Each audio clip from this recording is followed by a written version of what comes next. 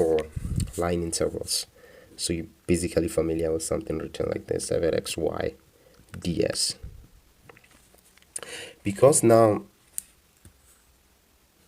this one here will be the length of the subarc. So basically now, since we will be given the parametric equations of this, so we know what happens when like you basically have the parametric equation is that you can then evaluate this thing as just it's just gonna be the integral from a to b of f at x at t, y at t, multiplied by this one, the formula just basically derived right there. So basically has something like that. So we're just gonna smash that factor in right there. So basically now you just have the square root of dx dt square plus dy dt square dt. So now your formula will be something like this, whereby t basically goes from a to b in this case. T goes from a to b in this case. So this is your line integral. It's your line integral. And now notice something here. If you basically just change like the order of this, maybe let's say like you change the orientation of this, change the direction of that, it will basically just kind of like remain the same, because this thing is always positive. ds will always be positive, so the orientation doesn't really like change your line integral over through the arc length right there, so it just kind of like remains the same. So you have f at x, y, ds.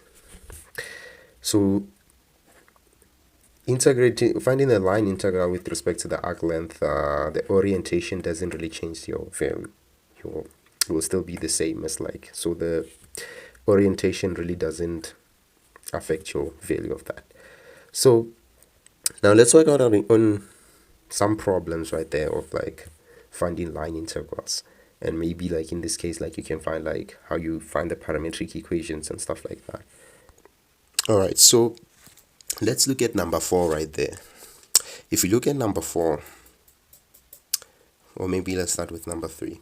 I'm gonna do 3 and 4 right there. Okay, so now beginning with 3 right there, the integral, you want to evaluate the line integral where c is just the right half of the circle right there.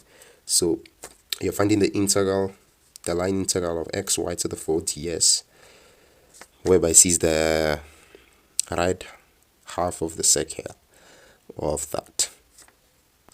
X squared plus y squared equals 16, the right half of that. So now you just have like x squared plus y squared equals 16. That's a circle with a radius of 4, and you're only looking for the right half of that. So basically just gonna have something like this. Since you agree that it's of radius of 4, I guess this will be positive 4, and then you have minus 4 right there. So we basically have that. So it doesn't really matter if like you choose your orientation upwards or anyhow, basically just gonna still give you the same thing. So now you need to find like the parametric equations of that. So we know the parametric equations of the circle is just gonna be x equals r sine theta, r cos theta, and in this case r is just technically for sine. In this case we're just gonna just choose t instead of like theta, and y will basically just be 4, okay, it's supposed to be cos 4 cos t, and then 4 sine t, whereby t is between, if you look here, if you watch that video where I did the polar things, you know that you're going from minus pi over 2 to technically pi over 2. Okay, yes, you are able to identify that so far. Okay, so now that means we can rewrite this integral as the integral from minus pi over 2 to pi over 2 of, now x is just going to be 4 cos theta, 4 cos t, and y to the 4th, y is just going to be 4 sine t. So you're just basically going to have 4 to the power of 4 by 4 to the power of 4 sine to the 4th of t dt. Right, then we just multiply by dx dt square plus dy dt square. So basically the derivative of this dx dt in this case is just going to basically give us minus 4 sine t then you square it, plus dy dt is just gonna give us 4 cos t, then you square it, and then you're just gonna have dt right there. So basically this will be your integral right there. So from then now you just basically have minus pi over 2 to pi over 2 of 4 to the power of 5. What's 4 to the power of 5? Let's just do it like this. So we know 4 squared, that's 16, and we know to multiply that by 4, we get 64. That's 4 cubed, so this is 4 cubed. And then, or maybe let's just do this. I have 4 to the 5, that's just going to be 2 to the 10. That's just going to be 1024. Okay, so here I get 1024, which you can take it outside the integral. So you just basically have 1024 multiplied by cos t multiplied by sine raised to the 4th of t. And then basically here you're just going to have 16 sine squared t plus 16 that. So basically if you take the square root of that, you're just going to have a 4. So then you have a 4. And then you have that dt right there. Okay, so now in this case, it's just going to be a u substitution type of question. Okay, we can take the 4 outside, by the way. 1000 multiplied by 4, that's 4000. And 24 multiplied by 4, that's just going to be 20 times 4, that's 80. 4 by 4, that's 16. And then 80 plus 16, that's just going to be 96. So then we have something like that. And then we're going to substitute in now. So let u equal sine t. If u equals sine t, then du will basically be equals to cos t dt. We already have a cos t dt right there. Cos t dt, that's just going to be du. And if you plug in minus pi over 2, you're just going to have minus 1. If you plug in pi over 2, then you're just going to have 1. And then you're just going to have u to the 4th du. So basically now you're just going to end up with 4096. Then you have u to the 5 over 5, taken from minus 1 to 1. So then when you evaluate this, you're just going to have 4096 multiplied by 1 over 5 minus into negative 1 over 5. So that's just going to be positive 1 over 5. And then you just basically have like 2 over 5. And 2 over 5, so that basically just says that multiply 4096 by 2. So 4096 multiplied by 2, 96 times 2, that's just going to be, let me start with 4. 4 times 2, that's 8. 96 times 2, that's going to be 180 plus 12. That's just going to be 192, right? Then I have this. Then divide by 5. So that will be the solution to that one. That's the solution to number 3. But if you look at number 4, it's really interesting.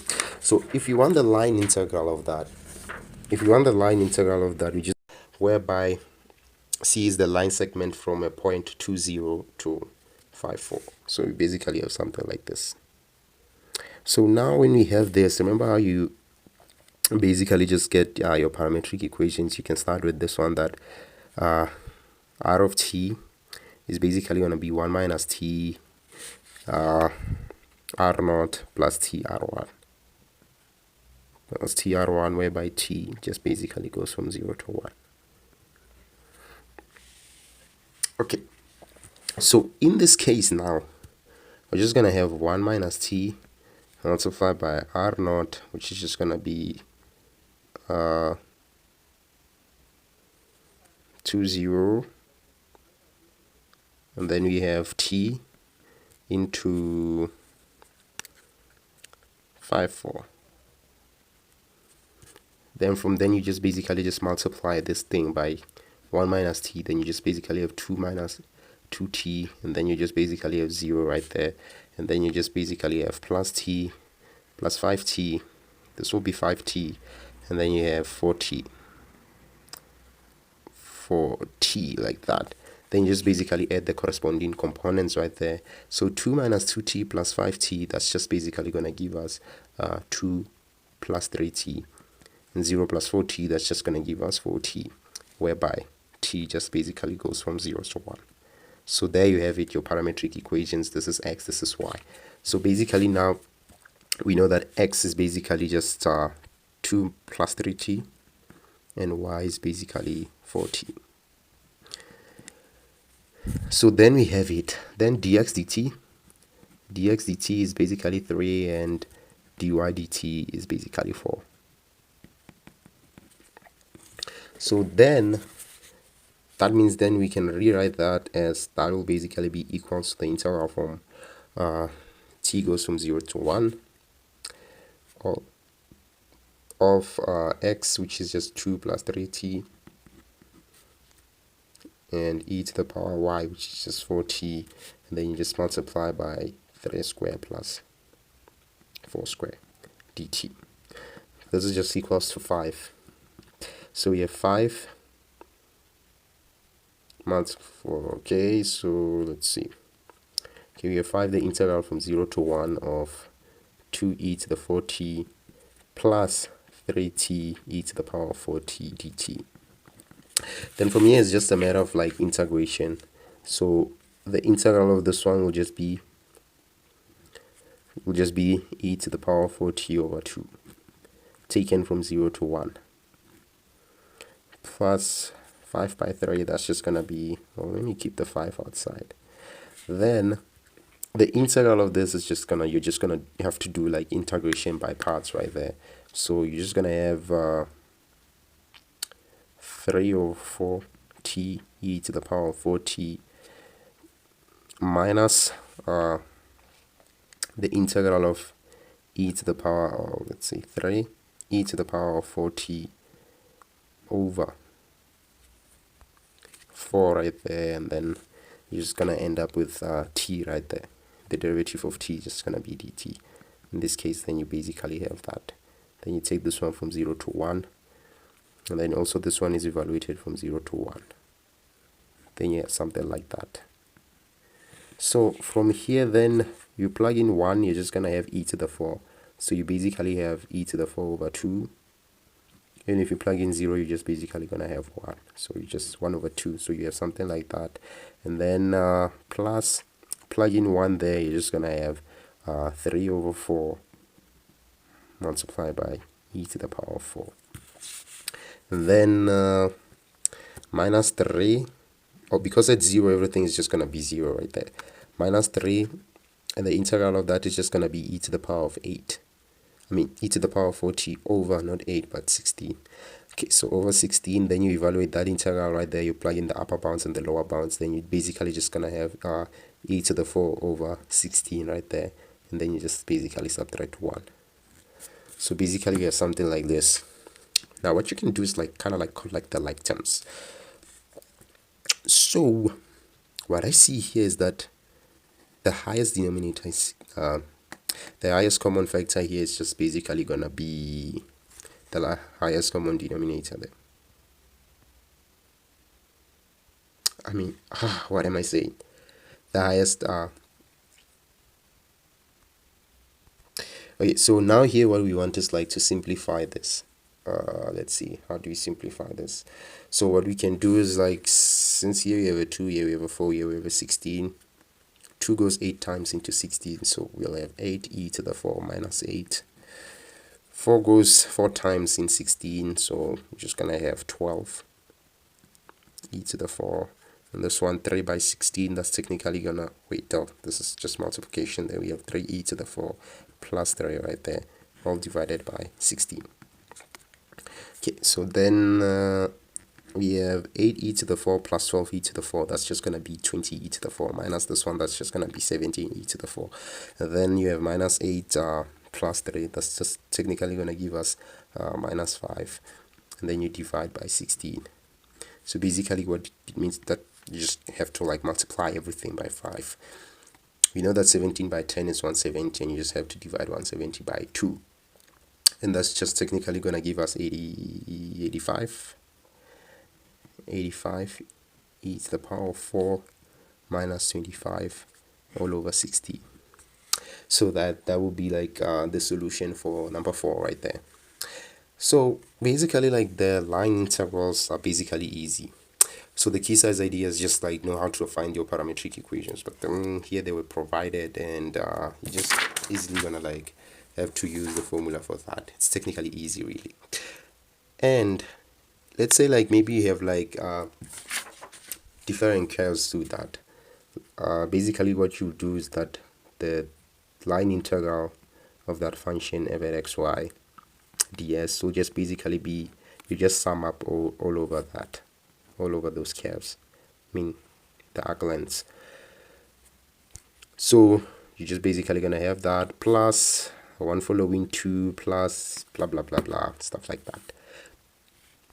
So basically just the line integrals, I think, should be the easiest section. It should be the easiest part in well, chapter 16. So this should be the easiest section in this. All right.